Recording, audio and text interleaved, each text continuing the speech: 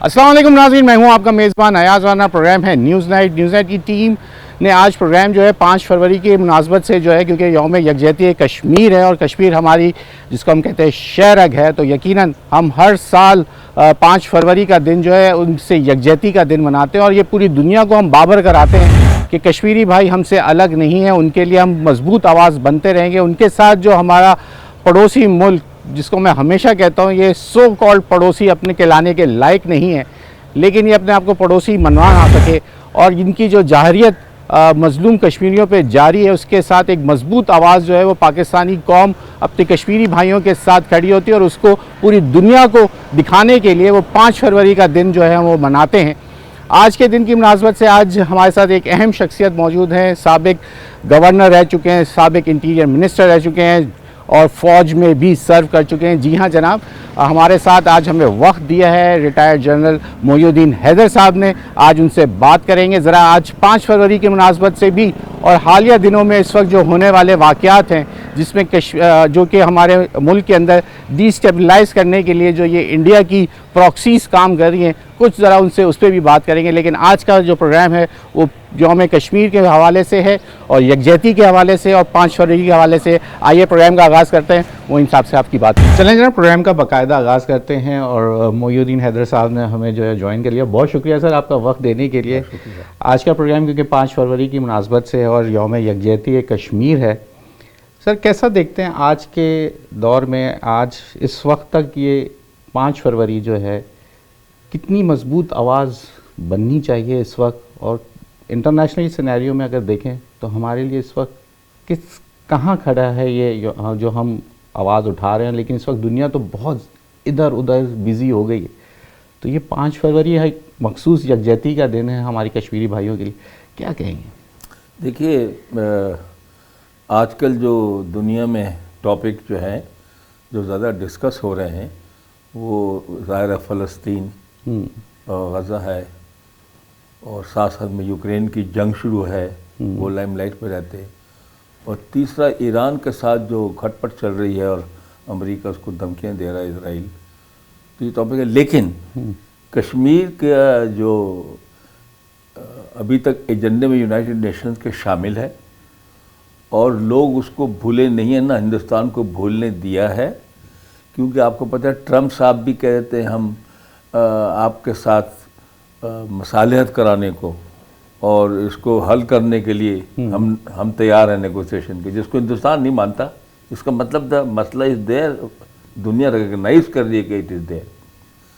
और दूसरी बात यह है कि 5 फरवरी को पाकिस्तान के लोग और आज़ाद कश्मीर के लोग बहुत बड़ी तादाद में बाहर निकलते हैं, कभी ह्यूमन चेन बनाते हैं हाथ पकड़कर, कभी यूनाइटेड नेशंस के दफ्तर जाकर अजदास पेश करते हैं कि भाई जो सिक्योरिटी काउंसिल की करारदाद है उस पर अमल दरामद कराओ। और तीसरी सबसे बड़ी बात यह है कि मकबूजा कश्मीर के जो हमारे अवाम हैं जिन्होंने बेइंतहा कुर्बानियाँ दी हैं, 80,000 से 1 लाख लोग उनके शहीद हुए हैं, वो इस बात को छोड़ नहीं रहे, ना इसको आवाज़ को कमज़ोर पड़ने दे रहे हैं। उनकी आवाज़ पहले की तरह तवाना है और वो पाकिस्तान के जो है हर मौके पर पाकिस्तान से उम्मीद रखते हैं और पाकिस्तान को उम्मीदों पर पूरा उतरता है कि हम सफारती सतह पर और इसके अलावा दुनिया में बाकी जगहों पर भी मसला कश्मीर उठाते रहते हैं। और दूसरी बात यह है कि हिंदुस्तान की इतनी बड़ी फ़ौज होते हुए और इतने ज़ालमाना जो उन्होंने कानून बनाए हैं पिछले कोई 20-25 साल में, टाडा और दूसरे, जिसमें छोटी सी किसी का शक होता है तो घर जला देते हैं, घर गिरा देते हैं, पूरे लोगों को पकड़ लेते हैं, उसके बावजूद भी वो वहाँ पर जज्बा सरद नहीं पड़ रहा, ठंडा नहीं हो रहा। और पाकिस्तान की अगर कोई कामयाबी हासिल होती है तो कश्मीरी भी खुशी मनाते हैं। बिल्कुल ऐसे ही है। और बहुत से जो उनके लोग हैं शहीद होते हैं, वो पाकिस्तान के कौमी परचम में जो है वो लपेट कर उनको वहाँ पर जो है उतारा जाता है कब्र में। तो इससे पता ये चला कि ये तहरीक ज़िंदा है और इसकी कुर्बानियाँ जो बेइंतहा हैं वो रायगा नहीं गई हैं, और ये मसला आज नहीं तो कल ज़रूर हल होगा। بہت سے دنیا میں ایسے مسئلے ہیں، ہانگ کانگ کا مسئلہ تھا، دوسرے مسئلے تھے، 100 سال کے بعد جا کے حل ہوا.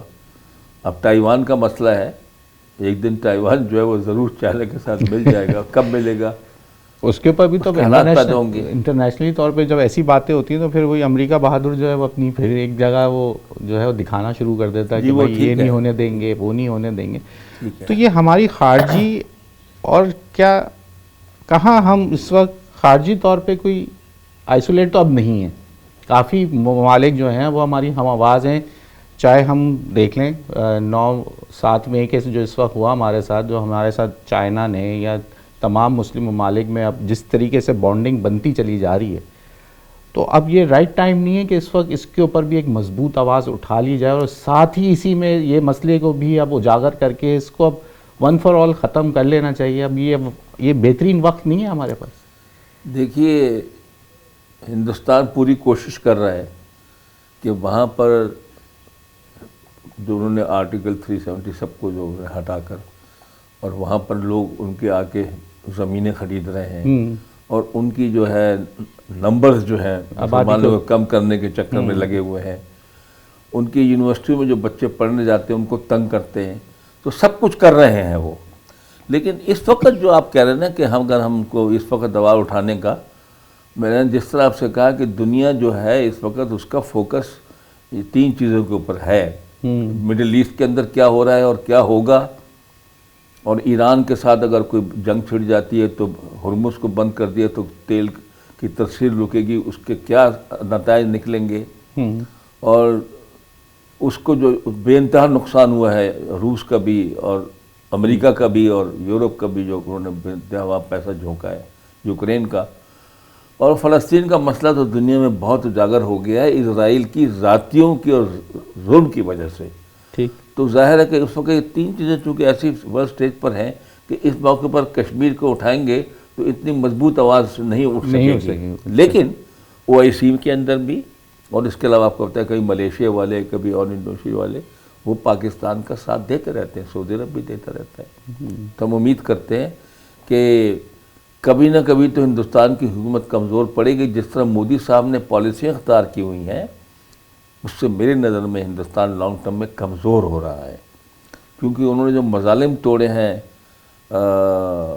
ہندوؤں کے علاوہ جو وہاں پر قومیتیں بس ہیں، سکھ ہیں اور مسلمان ہیں اور دلت جو لوور ذات کے لوگ ہیں، کرسچنز ہیں، ان پر جو ظلم توڑ رہے ہیں وہ اس سے ہندوستان کمزور پڑ رہا ہے. تحریک آزادی کی وہاں پر بھی تحریکیں اٹھ رہی ہیں. ابھی ہم جو مودی کی دیکھ رہے ہیں، جو ابھی ریسنٹ بہار کے الیکشن تھے اس کے اندر بھی وہ ایک مضبوط کینڈیڈیٹ ان کی پارٹی بن کے آ گئی، لیکن وہاں کی جو عوام ہے وہ چاہتی تو ہے، یہ نہیں ہے کہ کانگریس جو ہے وہ بالکل ہی وائپ آؤٹ ہو گئی، لیکن وہ انتہا پسندی تو وہاں عروج پہ آ گئی ہے. وہاں تو گلی محلے میں اندر جو ان کے IRSS جو ہے نا وہ تو تباہی مچا دی ہے انہوں نے. جو آپ نے کہا نا انتہا پسندی جو ہے نا، یہ ان کو لوٹ ڈوبے گی. کسی ملک میں جب اس طرح کا آپ دیکھ رہے ہیں مسلمان کے جو ہم کہتے ہیں اقلیت کہاں ہے، ان کی آبادی تو پاکستان کے برابر ہے جو مسلمان ہیں، ان کی آبادی تو بنگلہ دیش کے مسلمانوں کے برابر ہے. کوئی اقلیت نہیں ہے وہ تو بہت مضبوط ایک وہاں پر وہ ہے. اور مسلمان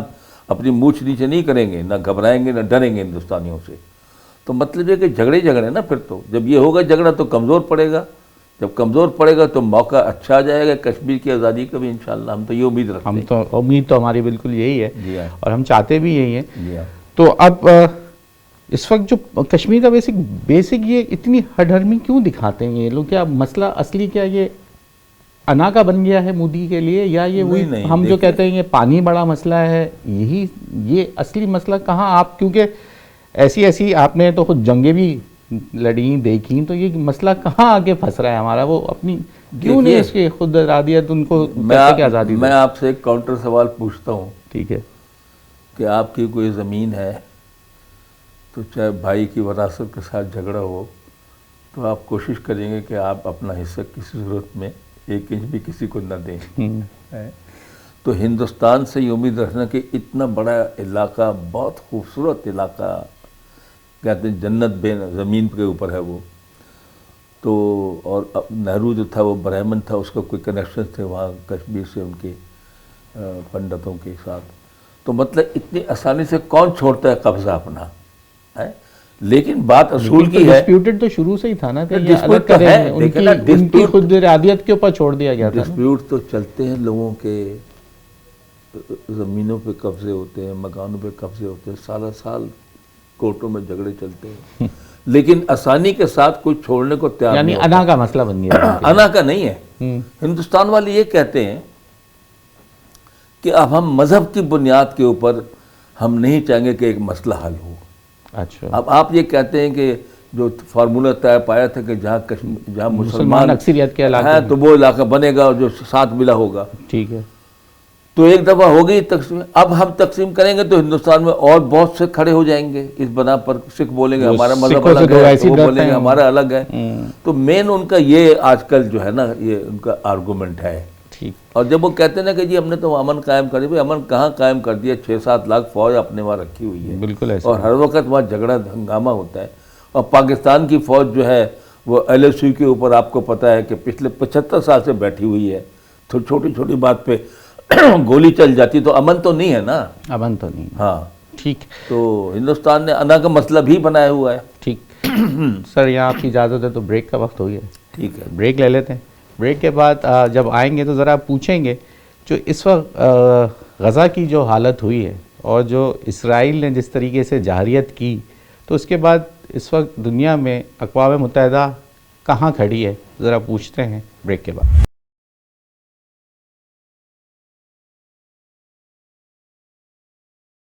کم بیک ناظرین, آج 5 فروری کے مناسبت سے جو پروگرام ہے اس میں بات چل رہی ہے یوم یکجہتی کشمیر بھی ہے, لیکن اس وقت ہم خطے کے حوالے سے بھی بات کر رہے ہیں. اور اس وقت سر یہ بتائیے, جو سوال میں نے پہلے رکھا کہ اس وقت جو جارحیت چل رہی ہے غزہ میں, تو اقوام متحدہ نے تو بہت کچھ بول دیا, لیکن وہ نتنیاہو تو اس وقت ایسا آدمی بنا ہوا ہے, وہ تو کہتا ہے بس سنتا ہے اور نکالتا ہے, بولتے رہو, قراردادیں پیش کرتے رہو, جنگ بندی کرواتے رہو, کسی چیز کی پاس نہیں. تو پھر کہاں دوسرے ممالک پھر کیسا لیں گے؟ پھر یقیناً اس کا تو کوئی کردار ہی نہیں رہا یونائٹڈ نیشن. آپ نے صحیح کہا.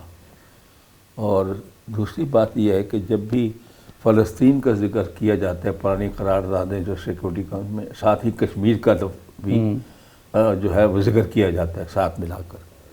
اب یہ جہاں تک تعلق ہے نیتنیاہو کا خصوصاً, لیکن اس سے پہلے بھی جو وزراء اعظم آئے ہیں تو کئی جنگیں ہو چکی ہیں ان کی عرب علاقوں کے ساتھ. 48 میں بھی ہوئی, 67 میں بھی ہوئی, 73 میں بھی ہوئی, اور اب تو جنگ جو ہے 1-1.5 سال جو چلی ہے. تو اسرائیل جنگ بندی کے بعد بھی وہ رک تو نہیں رہا. اسرائیل جو ہے وہ کسی کی نہیں سن رہا, نہ یونائٹڈ نیشنز کی سن رہا ہے, نہ کسی انٹرنیشنل قانون کو مان رہا ہے, نہ کسی کی پریشر میں آ رہا ہے, نہ کسی کان دھر رہا ہے. وہ سمجھتے ہیں بہت مضبوط ہو گئے اور ہمارے سامنے جو لوگ ہیں آس پاس کے وہ کمزور ہیں, اور امریکہ کے آشیرواد حاصل ہے بے انتہا, ان کے ساتھ ہم کو لیٹسٹ ہتھیار مل جاتے ہیں, مارے چلے جاؤ ان کو. اور دنیا کو جس طرح سٹینڈ لینا چاہیے دنیا نے لیا ہے. ابھی آپ یہ دیکھیے کہ ویسٹ کے اندر, امریکہ کے اندر, یورپ کے اندر اتنے بڑے لوگوں نے جلوس نکالے ہیں اسرائیل کے خلاف اور غزہ کے قتل عام کے خلاف, لیکن ان کی حکومتیں جو ہیں وہ بے بس ہے یہودیوں کے سامنے, کیونکہ ان کا جال تو ہر طرف پھیلا ہوا ہے, فنانس میں, بینکنگ میں, میڈیا میں, انہوں نے سب طرف کی گردن سے سب کو پکڑا ہوا ہے, یورپ کو بھی اور امریکہ کو بھی. صحیح. تو امریکہ کی بات بھی نہیں سن رہا وہ. اب یہی ہے انشاءاللہ کہ آہستہ آہستہ اویئرنیس پیدا ہو رہی ہے مسلمان ملکوں میں, اور ایران نے ایک اچھی راہ دکھائی ہے کہ اسرائیل پر تو پہلے کوئی حملہ ہی نہیں کرتا تھا, نہ ان کا کوئی نقصان ہوتا تھا, لیکن جو اب جھڑپیں ہوئی ہیں تو اس میں جو اسرائیل پر حملہ کیا گیا اور ان کو ڈیمیج ہوا ہے, تھوڑا سمجھ لگی کہ یہ آئرن ڈوم شوم جو ایئر ڈیفنس کا اتنا کامیاب نہیں رہا. صحیح. اور اب جو سن رہے ہیں لیٹسٹ وہ یہ سن رہے ہیں کہ ایران کو چائنا سے بے انتہا دور رینج میزائل مل گئی ہیں اور بہت ہتھیار مل گئے ہیں جو کہ بڑے کارگر ہیں, اور دنیا کے کسی حصے میں وہ میزائل پہنچ سکتے ہیں, مینز امریکہ آلسو. تو یہ صورتحال تو وہ امریکہ جو دھمکی دیتا ہے ایران کو کہ نیوکلیئر بند نہ کیا تو ہم آپ پہ حملہ کریں گے, اور پوری کوشش اسرائیل کی یہ ہے کہ بڑھا دیا جائے امریکہ کو ایران سے اور ختم کرایا جائے, کیونکہ خطرہ ہے اس کو ایران سے. ایران بھی کھڑا ہوا ہے. تو سر اگر یہ ہو گیا انہوں نے کہا آپ کریں. اگر یہ ایک بار پہلے بھی کیا انہوں نے نہیں، لیکن ایک باضابطہ طور پہ اگر یہ ایک بار تھوڑی سی مختلف چیز یہ ہے. ایک دفعہ تو ایران نے ٹریلر دکھا دیا کہ اسرائیل کوئی اس کا ڈیفنس ایسا نہیں ہے کہ کوئی اس کو توڑ نہ سکے, یا امپریگنیبل ڈیفنس ہے وہ. ٹھیک ہے, نمبر 1. نمبر 2, میں نے کہا اب نئے ہتھیار انجیکٹ ہو گئے چائنا کی طرف سے. نمبر 3, چائنا نے کہا کہ ہم تماشائی بن کے نہیں رہیں گے, کیونکہ امریکہ نے بھی تو دے دیا. دیکھیے ان کو بے انتہا تیل ملتا ہے, ایران سے تیل لیتا ہے چائنا, اور وینزویلے سے بہت تیل لیتا ہے. اور امریکہ کا جو اب مقصد ہے وہ یہ ہے ایران پہ حملہ کرنے کا ایک اور, کہ تیل کی ترسیل چائنا کو بند کرا جائے تاکہ اس کی پروگرس پہ رک جائے, جو بہت تیزی کے ساتھ آگے بڑھ رہا ہے. لیکن ایران نے کہا کہ دیکھیے میں نے پہلے بھی قطر پہ جو ہے آپ کی بیس پہ مار رہے تھے 1-2 میزائل, اس دفعہ جو آپ کے پورے مڈل ایسٹ میں 45,000 آپ کے فوجی ہیں, اور جہاں جہاں آپ کے اڈے ہیں ہم سب پر حملہ کریں گے, اور اسرائیل پر بھی حملہ کریں گے. آپ سوچ لیں کہ اس کی کیا کاسٹ ہوگی. اور ابنائے ہرمز میں آپ جو بھیج رہے ہیں, یہ جو اپنے ایئر کرافٹ کیریئر اور پانی کے جو جہاز بھیج رہے ہیں ہماری طرف بڑھ رہے ہیں, تو ہم ان کو ڈبو دیں گے ہرمز کے اندر, راستہ بند ہو جائے گا. صاحب آپ مجھے یہ بات بتائیے, آپ اسٹریٹجیز آپ نے دیکھی ہوئی ہیں, جنگیں دیکھی ہوئی ہیں, آج کی جنگ میں اور پرانی جنگوں میں تو بہت فرق ہے. امریکہ کے پاس جو بیڑے ہیں اس سے ایران, کیسے آپ کہہ رہے ہیں کہ اس دفعہ وہ ناکو چنے چبوا دے گا امریکہ کو؟ دیکھیے بات یہ ہے کہ میں نے کہا کہ جو ہم خبریں سن رہے ہیں کتنی اس میں سچائی ہے, کہ چائنا نے ان کو کوئی اکوپمنٹ ایسا دیا ہے کہ جس کو امریکہ آسانی کے ساتھ امریکہ کے پاس کو توڑ نہیں ہے, اور ان کی مدد بھی کرے گا وہ, کیونکہ مدد اس لیے کرے گا کہ ان کی تیل کی سپلائی پہ ڈپینڈنٹ ہے وہ, اور وہ نہیں چاہتا کہ ایران کو ختم کر کے اور وہاں پر لوگ آ کے بیٹھ جائیں جو کہ ہمارے خطے میں چائنا سب کے اوپر جو پھر اثر انداز ہو. وہ اس چیز کو سمجھتا ہے, ٹھیک ہے, تو اس لیے وہ ان کے ساتھ دے رہا ہے ان کا وہ. تو اس صورت میں دوسری بات ہے ٹیکنالوجی اپنی جگہ, لیکن انسان کا جذبہ ہمت اصلی بات ہے. باقی میں دیکھیے بڑے بڑے لوگوں کے پاس بڑے بڑے ہتھیار ہیں, UAE کے پاس ہے, سعودی عرب کے پاس F-35 ہے, کیا کیا چیزیں ہیں. اصلی چیز تو ہمت دل ہوتا ہے. نہیں تھا ایران کے پاس, لیکن اس نے مارا ان کو, اسرائیل کو ہی مارے کہ چلو ہم اٹھائیں گے نقصان. ایک زمانے میں امریکہ نے تھریٹن کیا تھا چائنا کو آج سے 50-60 میں کہ ہم نیوکلیر پاور ہیں, ہم تم کو تباہ کر دیں گے. تو موضوع تک نے کہا تھا ہم تو شہروں کو تم تو کچھ تباہ کر دو, ہم گاؤں میں چلے جائیں گے, ہم دور رہیں گے. چائنا نے باضابطہ کوئی لڑائی لڑی, یہ ایکسپیرینس آدمی ہے. چائنا نے لڑائی لڑی تھی ویتنام کے ساتھ بھی اور ہندوستان کے ساتھ بھی 62 میں, اور چھوٹی بڑی جھڑپیں ہوتی رہتی ہیں.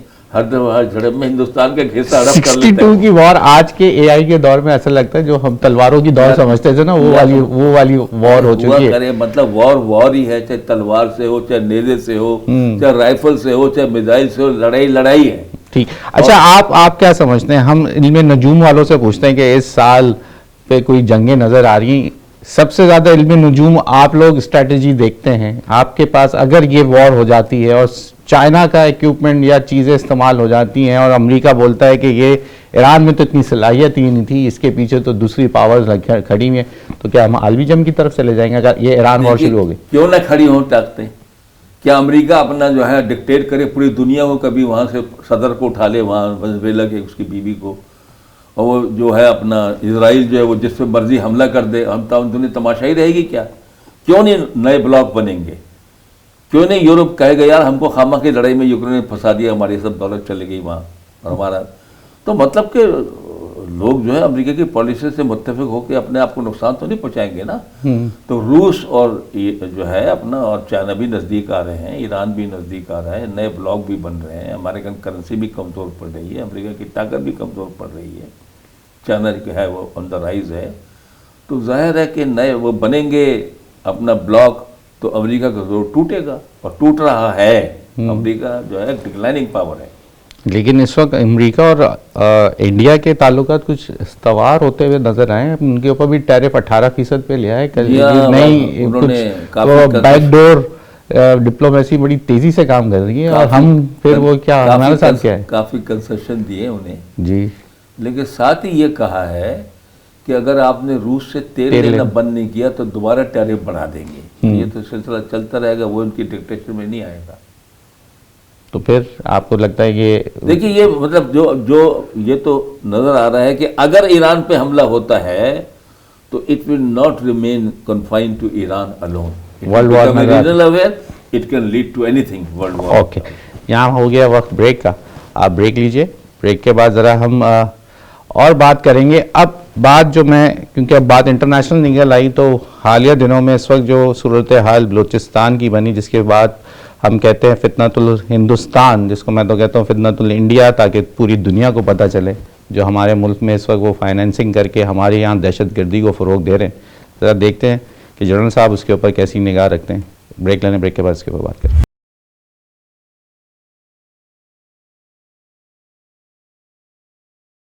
ویلکم بیک ناظرین. اس وقت ہم بات کر رہے ہیں, دیکھیں بات نکلی کشمیر, ہم بالکل یکجہتی ہے ساتھ, کیونکہ اس وقت معاملات بات سے بات بن جاتی, کیونکہ انٹرنیشنل سینیریو پہ ہم نے سوال کیا تھا کہ ہم وقت اچھا ہے کہ اس پہ بات اٹھائیں, تو بات پھر جنرل صاحب نے ہمیں کہا کہ اس وقت دنیا اتنا بزی ہے کہ یہ بات دب جائے گی.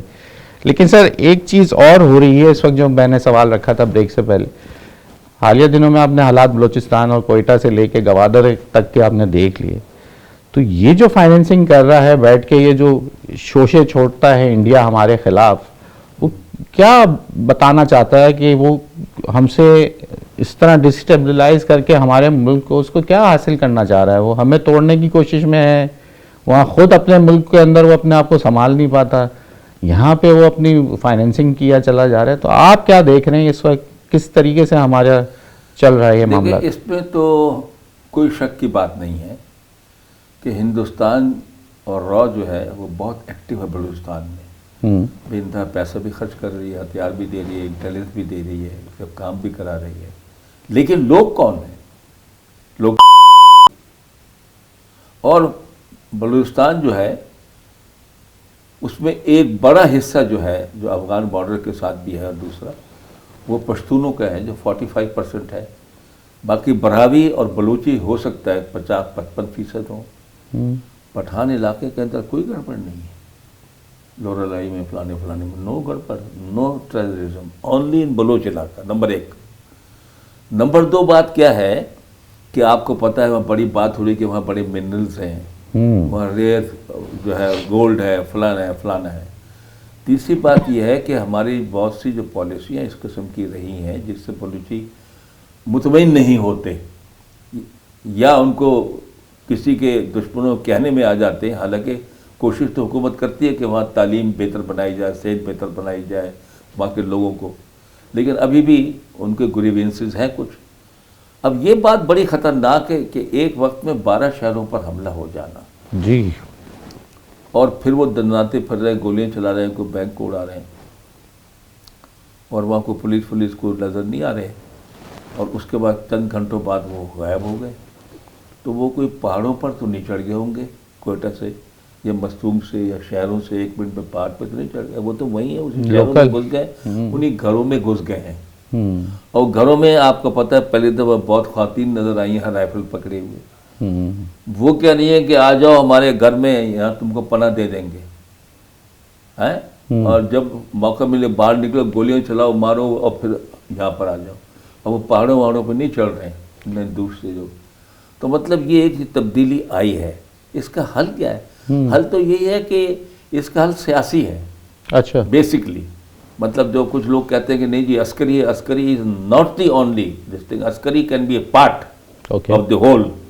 لیکن اصلی بات یہ پوچھو بھائی کیا ہے مسئلہ, اس کا مطلب یہ وہ کہیں گے کہ ریپریزنٹیٹیو گورنمنٹ ہونی چاہیے, اور یہاں پر ہم کو جو لوگوں کو آپ کہہ رہے ہیں کہ آ کے یہاں سے منرلز نکالو, ریئر ارتھ کے بڑے قیمتی نکالو, اس میں ہمارا شیئر اچھا ہونا چاہیے, ہمارے لوگوں کو امپلائمنٹ ملنی چاہیے. اس قسم کی باتیں جو بیٹھ کے طے ہونی چاہیے, جس سے وہاں پر کافی اس لحاظ سے پھر امن آئے گا, لوگ مطمئن ہو جائیں گے.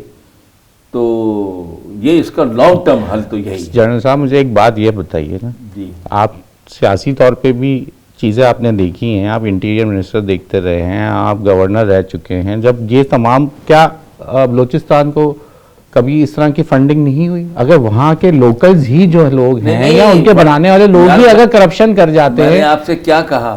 میں نے یہ کہا کہ فنڈنگ نہیں ہو رہی, میں نے کہا بے انتہا فنڈنگ ہو رہی ہے را سے. میں اس کی بات, پاکستان نے بھی تو ان کو فنڈ دیا, میں اس کی بات کر رہا ہوں کہ حکومت نے وہاں ڈیولپمنٹ میں کے نام پہ ہر حکومت کو پیسہ دیا. اب انہی کے نہ دیکھیں نا, سندھ سے یا پنجاب سے اٹھ کے تو گورنر کبھی نہیں لگا نا وہاں پہ, یا سی ایم وہاں کا لوکل ہی ہوتا ہے, یا ان کے لوگ جو رہے وہ منسٹرز اگر کرپشن کرتے رہے اور ان کے اوپر اگر پیسہ خرچ نہیں ہوا تو اس میں وفاق کی کیا بیچارہ اس میں. بلوچی یہ کہیں کہ ہمارے پرسن مسنگ ہیں, ہم اسلام آباد آتے ہیں, ہم سے کوئی بات نہیں کرتا, بلکہ الٹا ہمارے کیمپ ڈسپرس کر دیتے ہیں, بھگا دیتے ہیں, یا وہ کہیں کہ جو ہماری ڈیمانڈیں ہیں اس پر کوئی بات چیت نہیں ہوتی. آپ نے جو لوگ حکومت میں بٹھائے ہوئے ہیں یہ عوام کے نمائندے نہیں ہیں. الیکشنز کے بارے میں ہمیں تحفظات ہیں کہ الیکشن صحیح نہیں تھے, یہ عوام کے صحیح ریپرزنٹیو نہیں ہے جو ہمارا مفاد سوچیں, یہ تو اپنا مفاد سوچنے والے لوگ ہیں بیچ میں. یہ ساری باتیں ہیں, ٹھیک ہے. تو باقی داتا تعلق ہے اس کا کہ اس میں کوئی شک کی بات نہیں کہ پاکستان کی حکومت نے ان کو ایکسٹرا بجٹ میں پیسے بھی دیے ہیں, وہاں یونیورسٹی بنائی ہیں, ان کے اسپتال سڑکیں بنانے کی کوشش کرتے ہیں. مسئلہ وہ ہے کہ بہت بڑا صوبہ ہے, آبادی بہت کم ہے, تو یہاں پر ہم اگر 100 کلومیٹر کی سڑک بنائیں پنجاب میں, یہاں اس سے لاکھوں لوگ مستفیض کروڑوں ہوتے ہیں, وہاں پر چند ہزار مستفیض ہوتے ہیں, کتنی دور دور آبادی ہے. گرڈ کو لے جانا یا باقی چیزوں کو لے جانا it is not easy, very expensive. Sir Gwadar بھی تو بلوچستان کو ہی بنا کے دیا نا, پھر بھی ان کو اس میں بھی وہ کہتے ہیں کہ ہمارا شیئر یہ ہونا چاہیے, ہمارا گڑبڑ ہے, اور گوادر اس کے بعد نہیں ہو رہا, ہوائی اڈا بنا ہے اس پہ کوئی جہاز نہیں اتر رہا. حالات تو آپ دیکھیں نا, میں بات یہ ہے کہ یہ چیزیں تو پھر لوکلز کو بھی سمجھنے کی ضرورت ہے نا. وہ کیوں نہیں اس بات کو وہ اچھا وہ سب تمام چیزیں کرنے کے بعد وہ اس کے اندر کیا وہ ایک دم چینج لے آئیں گے. کون بلوچی جو کہتے ہیں اگر ہمیں آپ خود مختاری دے دیں, اگر ان کو دے دیتے ہیں تو وہ کیا کر لیں گے؟ جب عوام ہی نہیں ہے, جب چیزیں ہی نہیں ہیں تو بھائی اس میں وہ کیا کر سکتے ہیں؟ جو بات آپ کہہ رہے ہیں ان کو خود مختار بھی کر دیتے ہیں, ہم چلے ہم ان کے من کے مطابق ان کے لوگ بھی لے آتے ہیں, وہ کیا کر لیں گے جب وہاں پہ لوگ ہی ایسے نہیں ہیں جہاں پہ فلائٹیں نہیں چلانے دے رہے. نہیں, بلوچستان کے اندر اچھا دور بھی رہا ہے, اور پاکستان کے لوگ جو ہیں وہ وہاں پر مری کے بجائے گرمیوں گزارنے کوئٹہ جاتے تھے, اچھا دور بھی رہا ہے.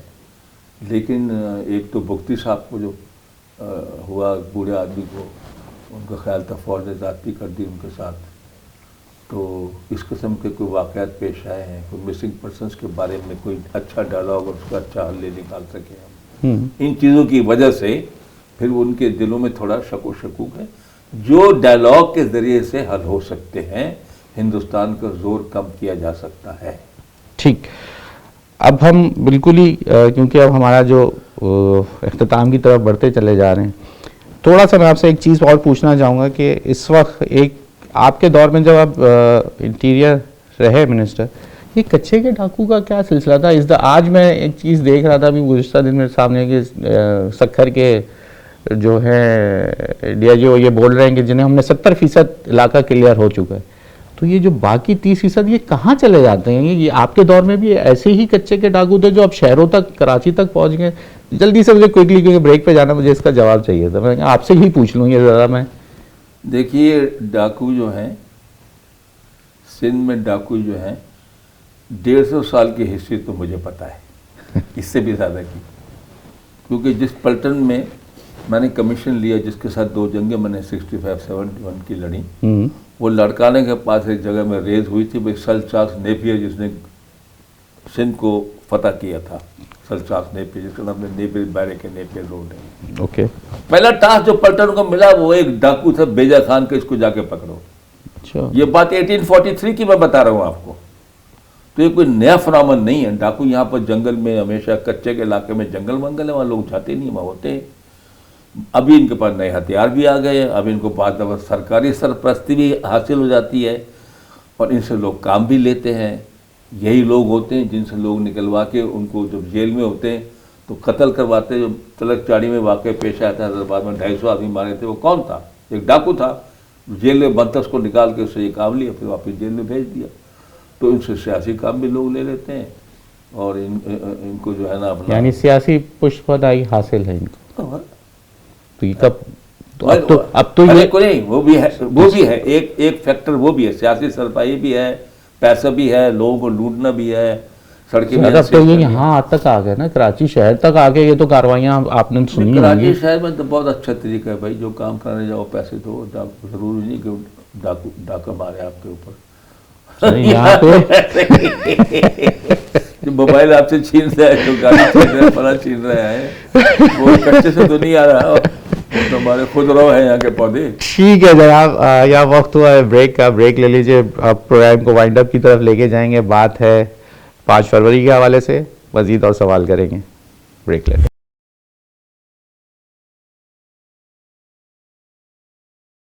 ویلکم بیک ناظرین.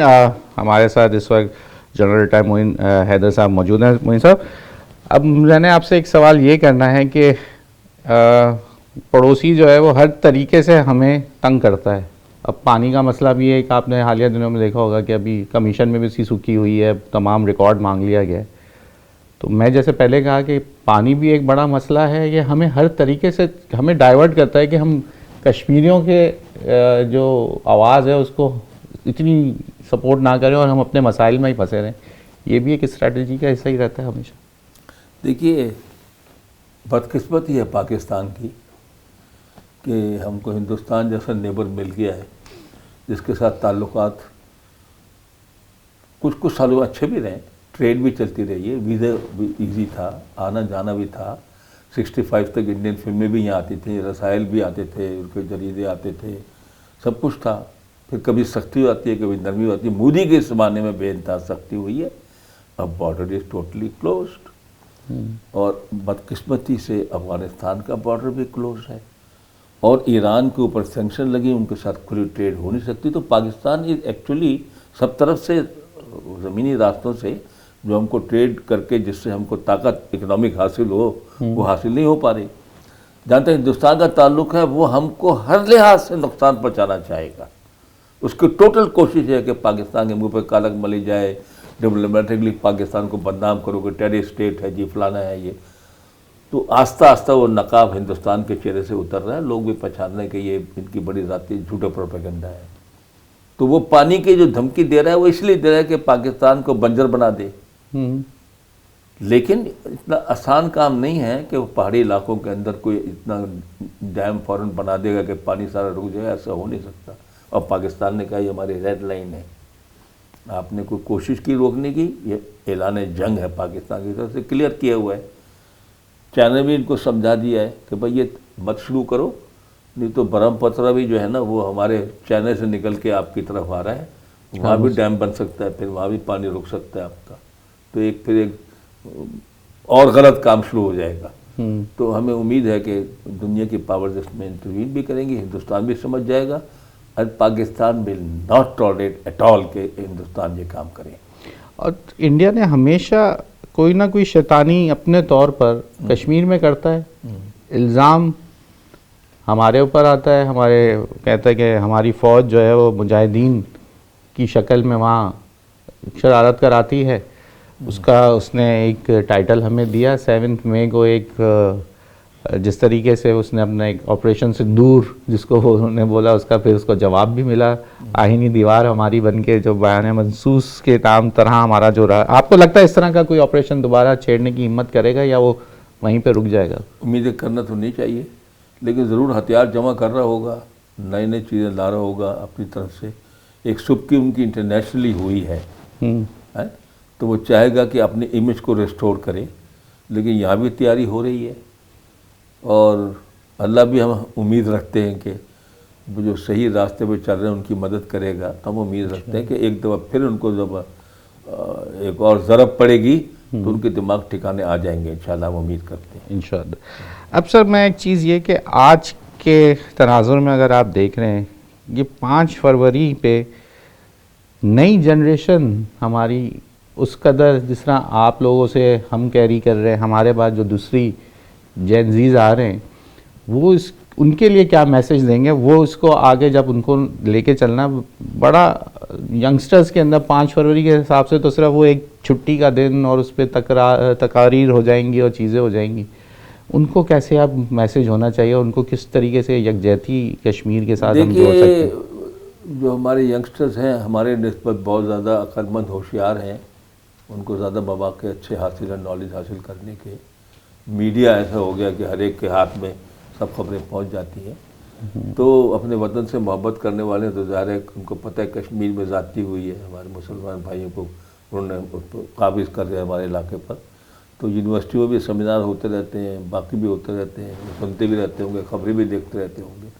تو جوانوں میں جذبہ تو موجود ہے الحمدللہ. ہاں, ان کو پتہ ہے ہندوستان ہمارا اصلی دشمن ہے اور ہندوستان نے غاصبانہ قبضہ کیا ہوا ہے کشمیر پر اور پاکستان کو نقصان پہنچانے کے درد پہ رکھتا ہے. تو ہمیں بھی کچھ اس کو کھڑا ہو کے مقابلہ کرنا چاہیے. اس لحاظ سے ان کے جذبے مضبوط ہیں. ٹھیک, تو اب اس حکومت سے کیا امید رکھی جائے؟ آنے والا دن, آنے والے سال کیا اچھی امید رکھی جائے, کشمیر کے حوالے سے کیا ہر لحاظ سے اچھی امید رکھی جائے. جب ہماری حکومت ہے تو یہ کہہ سکتے ہیں ہم. لیکن وقت اس وقت ہمارے پاس, میں نے جیسے آپ نے کہہ رہے ہیں نا کہ وقت جو ہے وہ بہتر نہیں ہے, تو اس کے لیے پھر کس لحاظ سے ابھی جس کو کہتے ہیں نا کرکٹ کے زبان میں ایک سنگل ڈبل کے رن لیتے رہیں اور اس چیز کو اجاگر رکھیں, تو ویسے بھی ابھی ڈپلومیسی میں تو ہم انڈیا ویسے ابھی پھڑپھڑا رہا ہے. ابھی کرکٹ کے حوالے سے بھی وہ یہ کہہ رہے ہیں کہ ہم ان سے میچ نہیں کھیلیں گے. ان کو تو بہت بڑا ایک فائنینشلی دھچکا پاکستان جہاں دینا چاہتا ہے وہ تو دے دیتا ہے. اب ایک ارینجمنٹ پاکستان میں چل رہا ہے. ایک حکومت جو ایک الیکشن کے بعد وجود میں آئی ہے وہ چلا رہی ہے پاکستان کا نظام. ہمیں امید رکھنی چاہیے کہ وہ پاکستان کی بہتری کے لیے, مضبوطی کے لیے, معیشت کے لیے, عوام کو سہولت پہنچانے کے لیے اپنا رول ادا کرتی رہے گی. اور عوام ان پر اپنا پریشر برقرار رکھیں گے کہ ٹھیک کرو اس کو, معیشت کو ٹھیک کرو, مہنگائی کو کم کرو, تو اس کے اچھے نتائج نکلیں گے. اور آگے بھی آپ کو لگ رہا ہے کہ جس طریقے کا سینیریو بن رہا ہے تو یہ مہنگائی کنٹرول ہو جائے گی؟ کنٹرول میں تو آئی ہے مہنگائی پہلے کی نسبت میں. سبزی وبزی میں تو پوچھتا رہتا ہوں, ہابی ہے یہ. اچھا, کچھ فرق پڑا ہے. اور وہ شرح میں فرق آ گیا کہ وہ 30-35-40% کی جو شرح تھی وہ تو, لیکن پرائزنگ تو ابھی تک بہت سی ایسی اشیاء ہیں کہ وہ ٹھیک ہے, کنٹرول میں آنا صحیح ہے, بہت صحیح ہے, لیکن پھر بھی بہت فرق پڑا ہے. ٹھیک, کوئی آخری میسج 5 فروری کے حوالے سے آپ کا؟ بس پیوستہ رہ شجر سے امید بہار رکھ. بہت شکریہ آپ کا وقت دینے کے لیے بھائی صاحب. آج کا پروگرام تھا 5 فروری کے حوالے سے, لیکن کیونکہ جب ایسی شخصیت ہمیں وقت دے دیتی ہیں تو ہماری کوشش ہوتی ہے کہ ہم پھر پوری, کیونکہ انٹرنیشنلی بھی بڑی کمانڈ رکھتے ہیں, انٹرنیشنل ریلیشنز پہ بھی دیکھتے ہیں, انٹیریئر کی منسٹری بھی رکھی تو داخلی تمام معاملات بھی جانتے ہیں, سفارتی طور پہ بھی دیکھ لیتے ہیں چیزوں کو. تو ہم نے سارے سوال آج کے وقت کے ساتھ ان سے کر لیے. وقت محدود ہوتا ہے, سوال کرنے تو بہت سارے تھے, لیکن ہم نے 5 فروری کو اپنے ساتھ رکھتے ہوئے یوم یکجہتی کشمیر منانے کی کوشش کی. آج کے پروگرام سے اگلے پروگرام تک کے لیے آزرانہ کو اجازت دیجیے. اللہ حافظ.